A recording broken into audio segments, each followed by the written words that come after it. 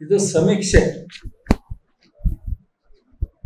ಸಾಮಾಜಿಕ, ಶೈಕ್ಷಣಿಕ ಮತ್ತು ಆರ್ಥಿಕ ಸಮೀಕ್ಷೆ. ಬಹಳ ಇದನ್ನ ಕಳೆದ 2.5 ವರ್ಷ ಸರ್ಕಾರದ ಯಾವುದೇ ನ್ಯೂನತೆಯನ್ನ ಎತ್ತಿ ಹಿಡಿಯೋದ್ರಲ್ಲಿ ವಿರೋಧ ಪಕ್ಷಗಳು ವಿಫಲರಾದವು.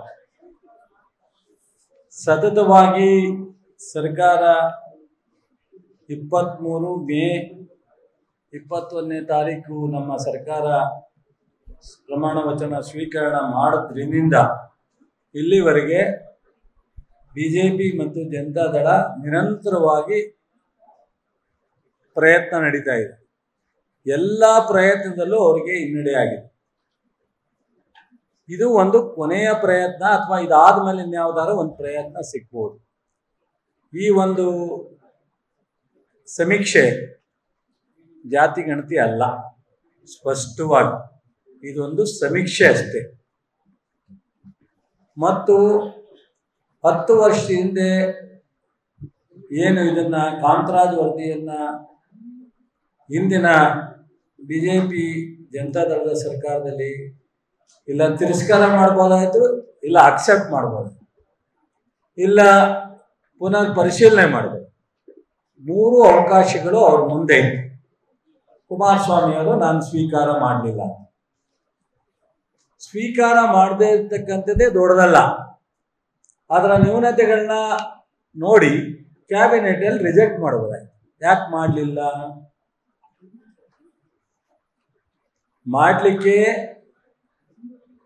ಇದು ನನ್ನ ತಲೆ ಮೇಲೆ ಬರುತ್ತಾ, ಇದು ಸರಿಯಾ ತಪ್ಪಾ, ಕನ್ಫ್ಯೂಷನ್ ಇಲ್ಲ, ಅಥವಾ ಯಾವ ಕಾರಣಕ್ಕೂ ಮಾಡಲಿಲ್ಲ. ಅದಾದ್ಮೇಲೆ ಯಡಿಯೂರಪ್ಪ, ಅದಾದ್ಮೇಲೆ ಬೊಮ್ಮಾಯಿ, 3 ಜನ ಅದನ್ನ ಪರಿಶೀಲನೆನೂ ಮಾಡಲಿಲ್ಲ, ರಿಜೆಕ್ಟು ಮಾಡಲಿಲ್ಲ, ಮತ್ತು ವಾಪಸ್ಸು ಪುನರ್ ಪರಿಶೀಲನೆಗೂ ಹಾಕಲಿಲ್ಲ. ಅವರ ಜವಾಬ್ದಾರಿ ಏನು? ಈ ರಾಜ್ಯದ 5 ವರ್ಷದ ಸರ್ಕಾರ ನಡೆಸಿದಂಥ 3 ಮುಖ್ಯಮಂತ್ರಿಗಳ ಜವಾಬ್ದಾರಿ ಏನು? ಯಾವುದೇ ಸರ್ಕಾರ ಒಂದು ಆಯೋಗವನ್ನು ರಚನೆ ಮಾಡುತ್ತೆ. ಆಯೋಗದಿಂದ ಬರ್ತಕ್ಕಂಥ ವರದಿಯನ್ನು ಪರಿಶೀಲನೆ ಮಾಡಿ ಕ್ರಮ ಹಾಕಬೇಕು, ಇಲ್ಲ ಆಯೋಗದ ವರದಿಯನ್ನು ಪರಿಶೀಲಿಸಿ ಮತ್ತೆ ವಾಪಸ್ ಹಾಕಬೇಕು, ಇಲ್ಲ ರಿಜೆಕ್ಟ್ ಮಾಡಬೇಕು. ಈ ಯಾವುದೇ ಸರ್ಕಾರ, ಇವತ್ತು ನಾವು ಮಾಡ್ತೀವಿ, ನಾಳೆ ಅವ್ರು ಮಾಡ್ತಾರೆ, ಇನ್ನೊಬ್ರು ಮಾಡ್ತಾರೆ.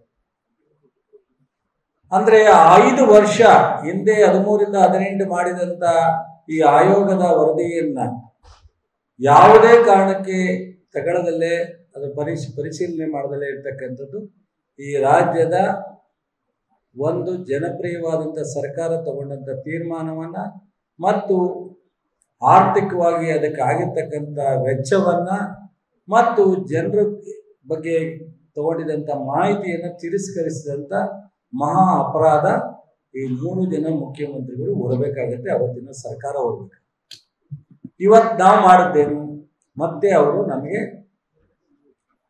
ಹಿಂದೆ ಸಿದ್ದರಾಮಯ್ಯನವರೇ ಮುಖ್ಯಮಂತ್ರಿ ಆಗಿದ್ದಾಗ ಈ ಆಯೋಗ ರಚನೆ ಆಗಿತ್ತು. ಅದನ್ನ ಅವ್ರು ಸಬ್ಮಿಟ್ ಮಾಡಿದಾಗ ನಾವು ಅದನ್ನ ತಗೊಂಡು ಕ್ಯಾಬಿನೆಟ್ ಮುಂದೆ ತಂದರು. ಕ್ಯಾಬಿನೆಟ್ ಮುಂದೆ ತಂದಾಗ ಇದೇ ರೀತಿ ಅನೇಕ ನಮ್ಮ ಧರ್ಮ ಪೀಠದ ಸ್ವಾಮೀಜಿಗಳು ಮತ್ತು ವಿವಿಧ ಸಮಾಜದ ಸಂಘಟನೆಗಳು, ಒಕ್ಕಲಿಗರು, ಲಿಂಗಾಯತರು ಅಷ್ಟೇ ಅಲ್ಲ, ಬೇರೆ ಬೇರೆ ಎಲ್ಲ ಸಮಾಜದ ಸಂಘಟನೆಗಳು, ಮುಖ್ಯಸ್ಥರು, ಶಾಸಕರುಗಳು, ವಿರೋಧ ಪಕ್ಷಗಳು ಎಲ್ಲರೂ ಒಂದು ನಮ್ಮ ಸರ್ಕಾರದ ಮೇಲೆ ಒತ್ತಡ ತರ್ತಕ್ಕಂಥದ್ದು. ಮತ್ತು ಅವರು ಈ ಒಂದು ಸಮೀಕ್ಷೆ 10 ವರ್ಷ ಆಗಿದೆ, ಅದರಿಂದ ಮತ್ತೆ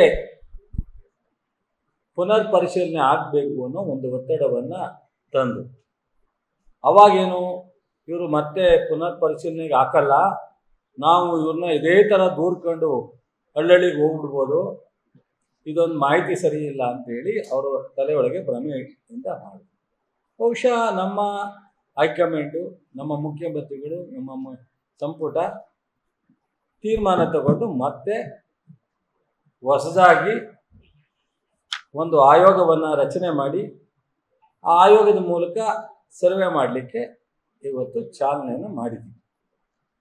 ಈಗ ಚಾಲನೆಗೆ ಬರ್ತಿದ್ದಂಗೆನೆ ಅವ್ರ ಕೂಗಿ ಏನು, ಟೈಮ್ ಕಡಿಮೆ ಇದೆ, ಭಾಳ ಕಡಿಮೆನಲ್ಲಿ ಮಾಡ್ಲಿಕ್ಕೆ ಕೊಟ್ಟಿದ್ದೀರಾ, ಇದರಲ್ಲಿ ವ್ಯತ್ಯಾಸ.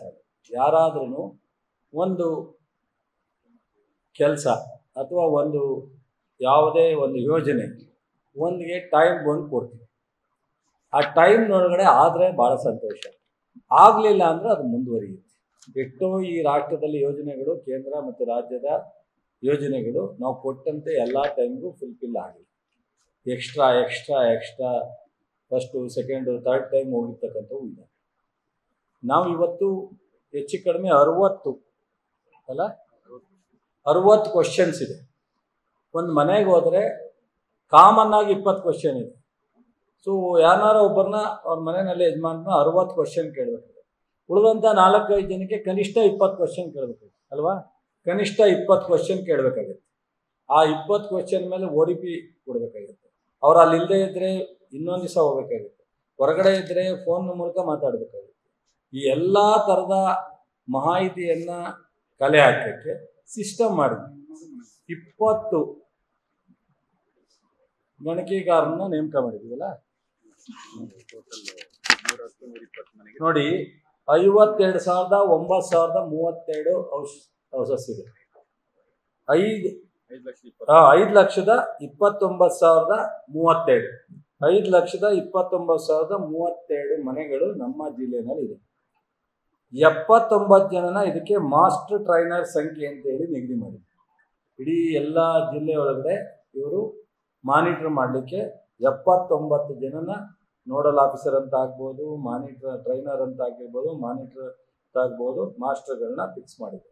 ಇದ್ರ ಜೊತೆಗೆ ಮೇಲ್ವಿಚಾರಕರ ಸಂಖ್ಯೆ 227 ಜನ, ಸೂಪರ್ವೈಸರ್. ಒಟ್ಟು 4,466 ಗಣತಿದಾರರ ಸಂಖ್ಯೆ. 4,466 ಗಣತಿದಾರರ ಸಂಖ್ಯೆ.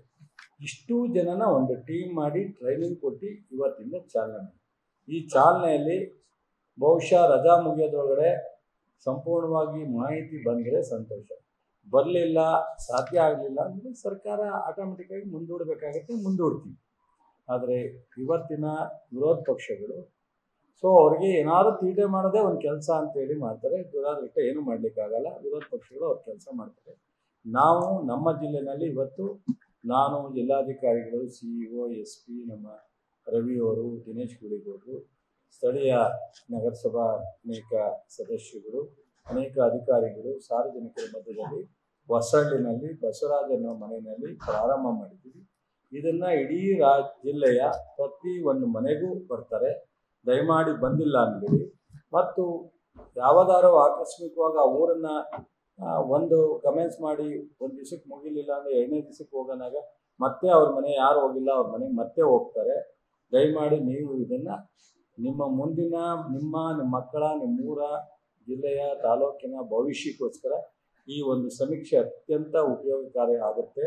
ಇದನ್ನು ಉಪಯೋಗಿಸ್ಕೋಬೇಕು ಅಂತೇಳಿ ನಮ್ಮ ಜಿಲ್ಲೆಯ ಎಲ್ಲ ಸಾರ್ವಜನಿಕರಲ್ಲಿ ಪಕ್ಷಾತೀತವಾಗಿ ನಾನು 86 kg ಇದ್ದವಳು 71 kg ಬಂದಿದ್ದೇನೆ. ವಯಸ್ಸಾದ್ಮೇಲೆ ಸ್ಮಾರ್ಟ್ ಆಗಿ ಕಾಣ್ತೀರಾ ಅಂದ್ರೆ ಜಿನ್ನಿ. 126 kg ವೇಟ್ ಇದ್ದು ನಾವು ಈಗ 114 kg ಲೆಕ್ಕ ಬಂದಿದ್ದೀವಿ. ಯಾವುದೇ ಸೈಡ್ ಎಫೆಕ್ಟ್ ಆಗಿಲ್ಲ. 84ರಿಂದ 50 kg ಬಂದೆ. ಆಮೇಲೆ ಸಣ್ಣಗೆ ಫಿಟ್ ಆಗಿದ್ದೀನಿ. ಅದಕ್ಕೆ ನಾನು ಯೂಸ್ ಮಾಡ್ತಾ ಇರೋದು ಜೀನಿ ಸ್ಲಿಮ್. ನಿಮ್ ಮಗು ಅಳ್ತಿದ್ಯಾ? ಹಾಗಾದ್ರೆ ನಿಮ್ ಮಗುವಿಗೆ ಜೀನಿ ಸರಿ ಇಟ್ಕೊಡಿ. ಯಾಕಂದ್ರೆ ಜೀನಿ ಸರಿ ಇಟ್ಟು ನಿಮ್ಮ ಮಗುವಿಗೆ 100% ಸರಿಯಾದ ಆಹಾರ. ನಿಮ್ಮ ಮಗು ನೆಮ್ಮದಿಯಾಗಿ ನಿದ್ದೆ ಮಾಡಬೇಕಾ, ದಷ್ಟಪುಷ್ಟವಾಗಿ ಬೆಳಿಬೇಕಾ? ಹಾಗಾದ್ರೆ ಜೀನಿ ಸರಿ ಇಟ್ಟು ಕೊಡಿ. ಎಲ್ಲಾ ಮೆಡಿಕಲ್ ಶಾಪ್ಗಳು, ದಿನಸಿ ಅಂಗಡಿಗಳು, ಸೂಪರ್ ಮಾರ್ಕೆಟ್ಗಳಲ್ಲಿ ಲಭ್ಯ.